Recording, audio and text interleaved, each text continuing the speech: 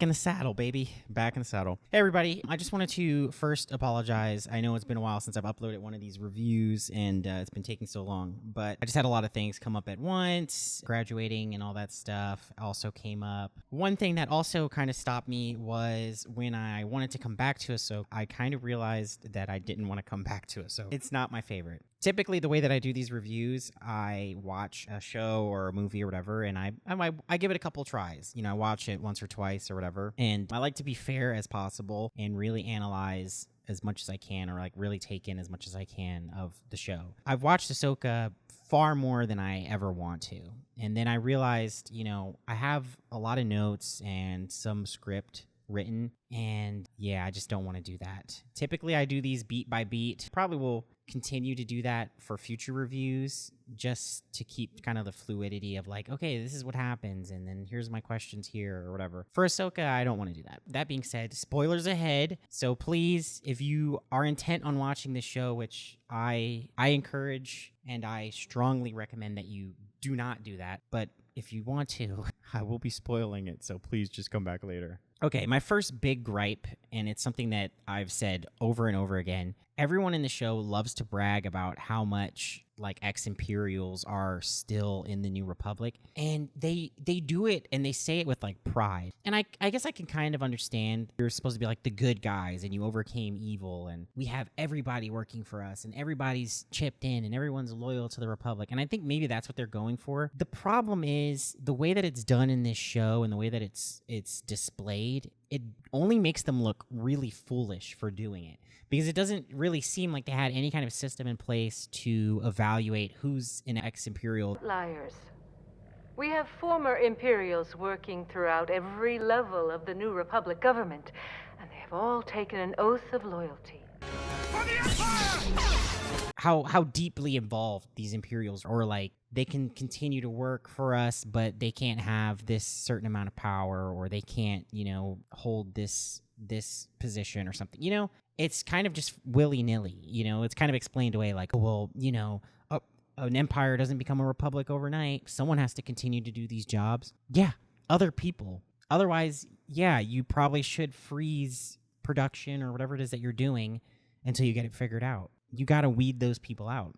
Okay, so my second big issue with Ahsoka, having watched it through, Balin and Shin, so the two mercenary Jedi. I'm going to refer to them as Jedi. I don't know if there's Star Wars people out there that are going to come across this and get upset with me. I don't care what you want to classify them as. I'm just going to call them Jedi for the sake of, you know, referencing people who can use lightsabers and force powers.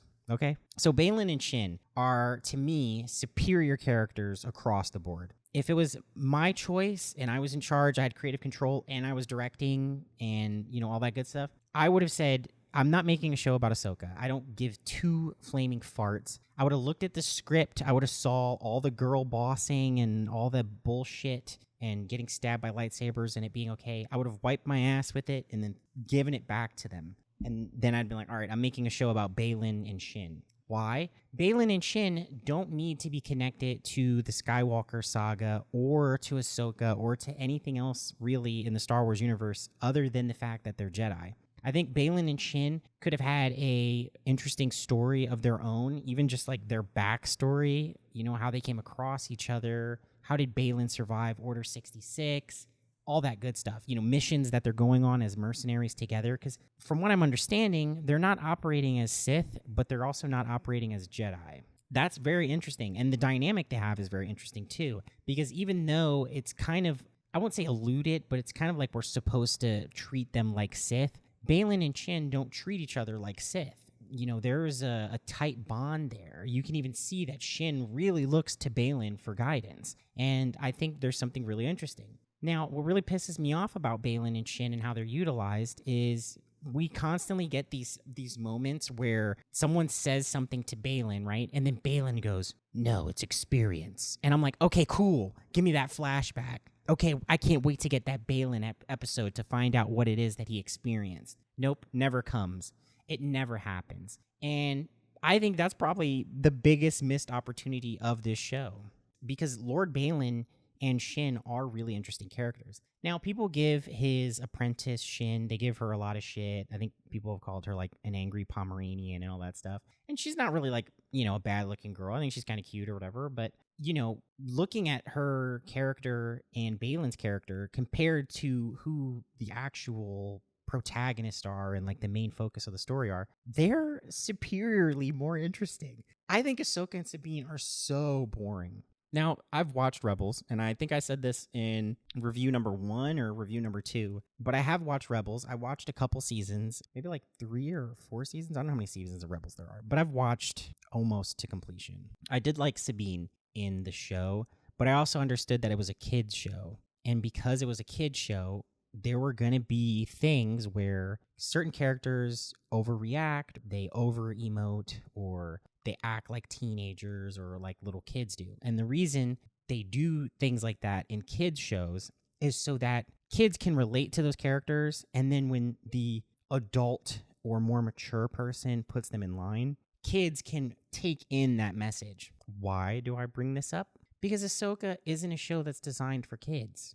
It's designed for adults. And anybody who tells me otherwise, well, please let me know. I want deep in detail why you think it's not made for adults. I can't fathom why the writing is the way that it is, but I am not a fan. Okay, so anyway, look, now I'm getting off track. One thing that really kind of threw me off too that they decided to do, in the beginning half or whatever of the show, Balin constantly tells Shin that he's trained her for something bigger. Their purpose is going to be bigger. They're going to amass more power by helping and getting Admiral Thrawn to come back. They don't care about the Empire returning. He just says that bringing Thrawn back gives them access to the type of power that they want to have or whatever. And Shin doesn't even know what's going on. Now, here's where I start to really get pissed off. When they get to the planet where Thrawn is, he abandons Shin to go get the power by himself. And he says, like, I trained you for more or something or whatever, and, she's growing or something like that, and then he just leaves. And I'm like, no.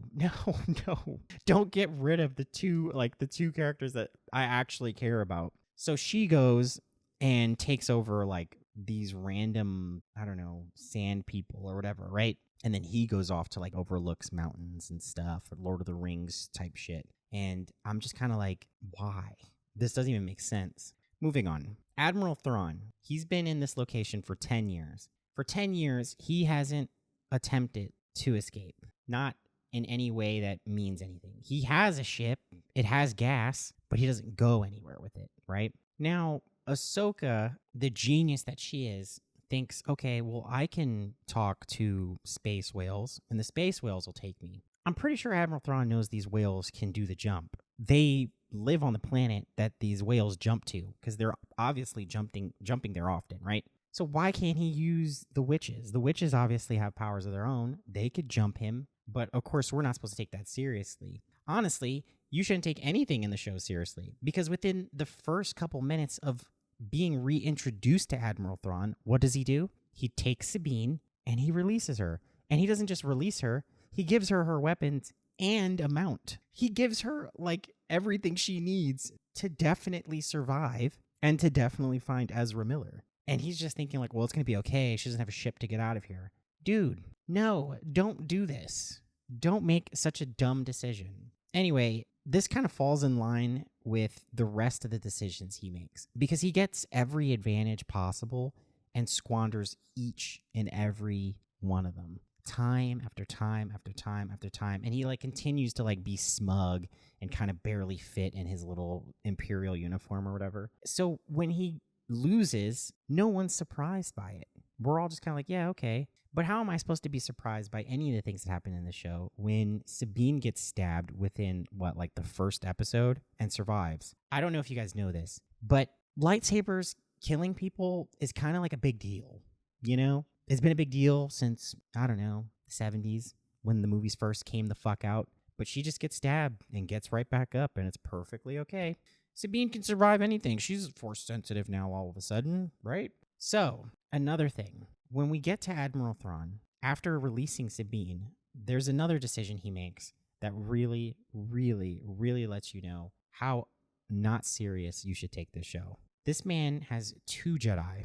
Not 1, 2. Count them. 2 Jedi that work for him. And he willingly sacrifices them for no reason. There was no reason for him to get rid of Shin and Balin. He could have just been like, nope, stay on the ship, we're leaving. And then they could have helped fight Ahsoka at the end. I mean, Balin already kicked Ahsoka's ass, so just keep him. You know what I mean? Just keep paying him. He's not going to leave, you know? What's the worst he going to do? Say no and then leave on his own? But even then, it's just like they're not thinking that far ahead. They are just writing things for the sake of story plots to happen, if that makes sense. Meanwhile, while all this stuff is going down, Sabine does find Ezra. And Ezra is nothing more than just kind of a story catalyst. And that's how it's treated. Because how does she react to reuniting with this person after a decade? Like this.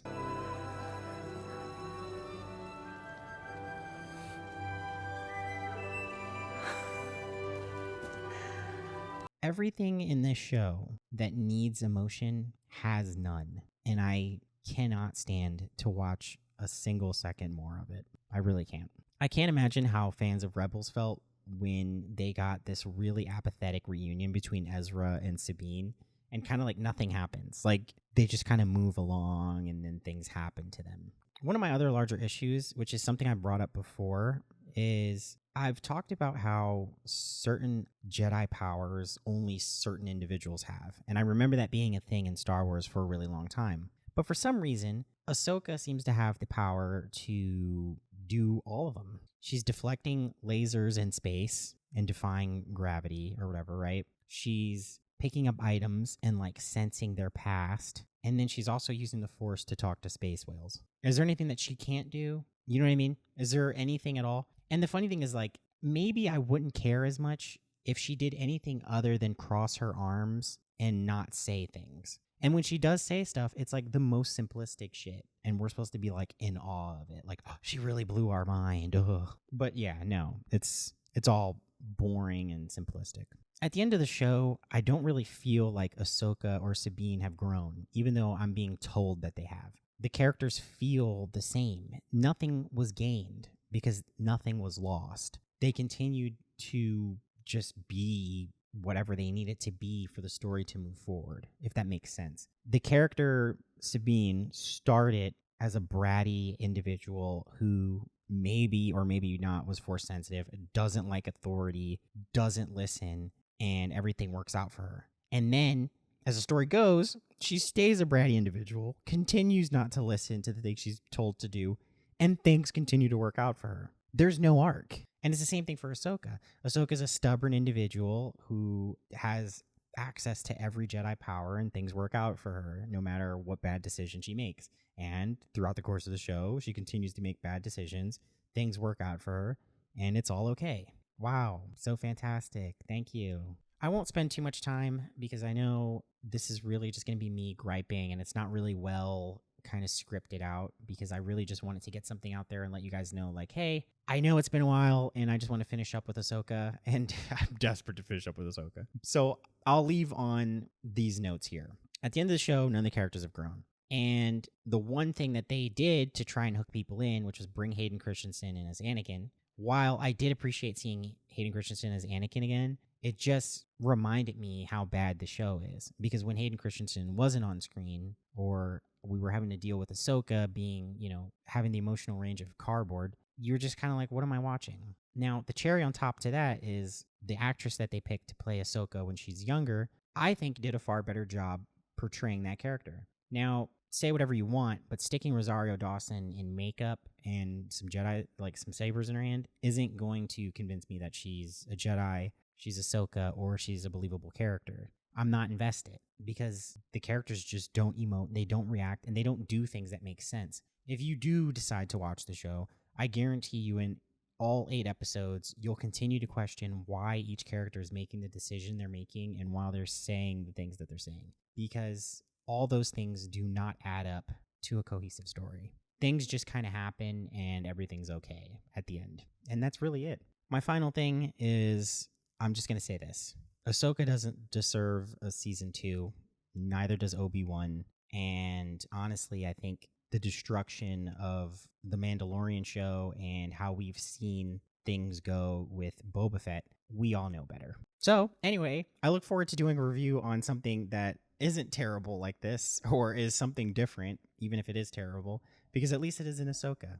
If you agree, let me know in the comments below. If you don't and you didn't like any of the video, but you made it this far, thank you for sticking around. I appreciate it. And yeah, I look forward to doing more reviews in the future.